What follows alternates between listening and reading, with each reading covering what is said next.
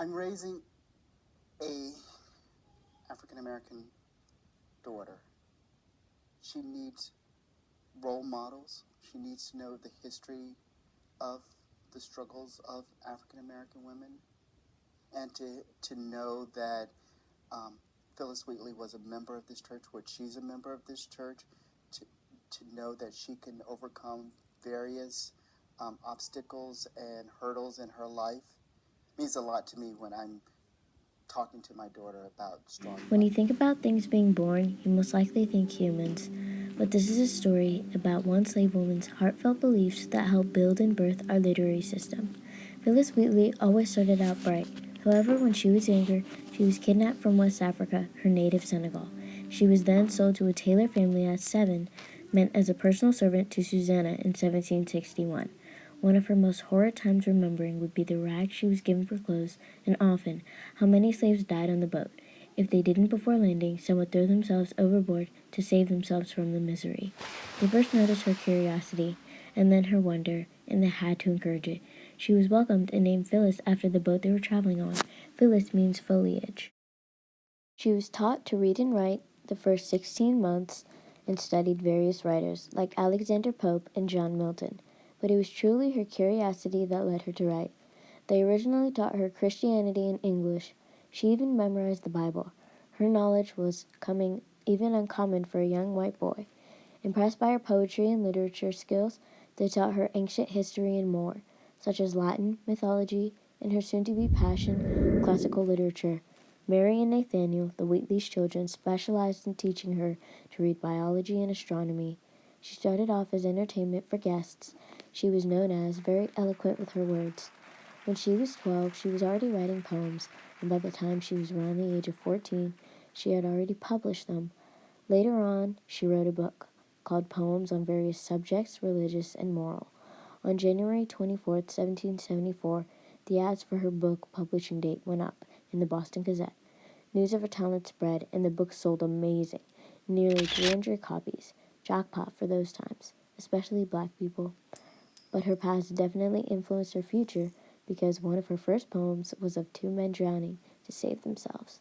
She was called African Genius from Boston and Mother of Black Literature.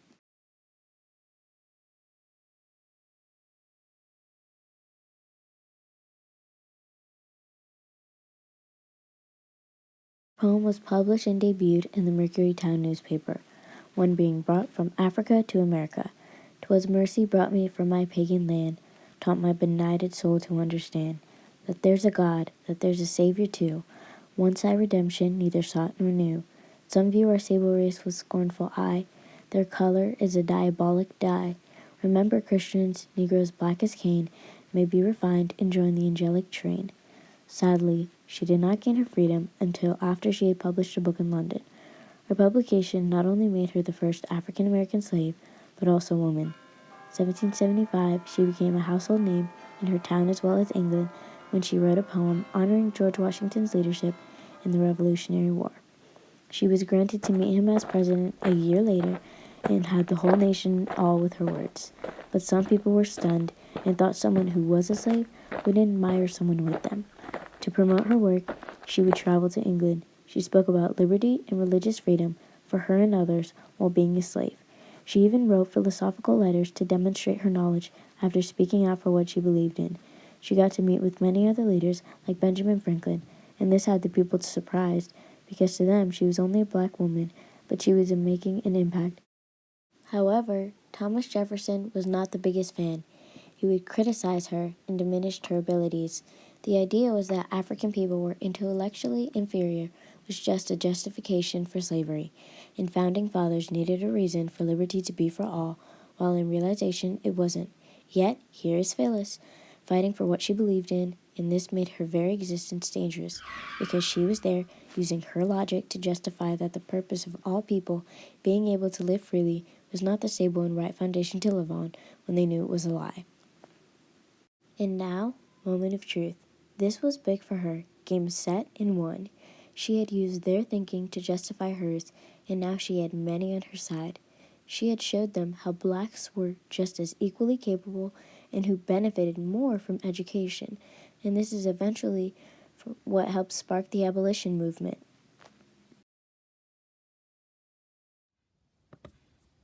Phyllis went far, and she even had famous people fighting for her because she did write those poems, but nobody wanted to believe it.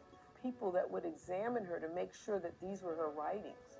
And so she was tested. I mean, obviously they didn't believe her. They're not smart enough to do that kind of stuff. Well, no. How did she know how to write poetry? Somebody else had to write this. But she proved them. When we think about African American culture is very steeped in religion and faith and belief in God. And I believe that's the case because Phyllis Wheatley, as an example, God is all that we had once upon a time. If you didn't have faith in God, if you didn't have God to turn to, hopelessness, despair was all that you had to live on. And that is not a life. The bit of work that I have read or have heard in her poetry talks about the Bible stories, and she places them in her understanding as a woman. During a time where the average black person in America was killed for wanting to learn to read, Phyllis Wheatley was breaking literary barriers and making the world take notice. In conclusion, Phyllis Wheatley broke barriers by taking a stand. She was persistent and never let being a slave get in the way of things. She stood up and was a risk taker for what some people died for. She was just happy to be in the moment, and her poetry was a whole new world. The same year, October 18, 1775, she was freed by not only the deaths of her masters, but the power of her poetry. Later in life, she married John Peters, but all three of her children died while giving birth. Struggling to write poetry, she gave in with these last words: "Enlarge the close contacted mind and fill it with thy fire." And with that, she died December 5th, 1784. On October 5th, 2003, a monument was made in honor of her and the impact she made. And even today, books, businesses, and even schools were made for the legacy she left. We know that the legacy she left was very influential to young black women, people, and of course on the world.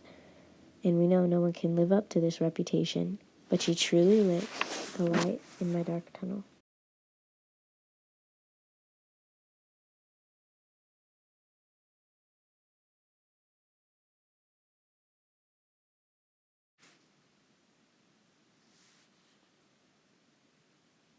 When you feel it, once you see it, and you breathe it, it's unforgettable. When you know it, once you know it, and you hold it, it's unforgettable.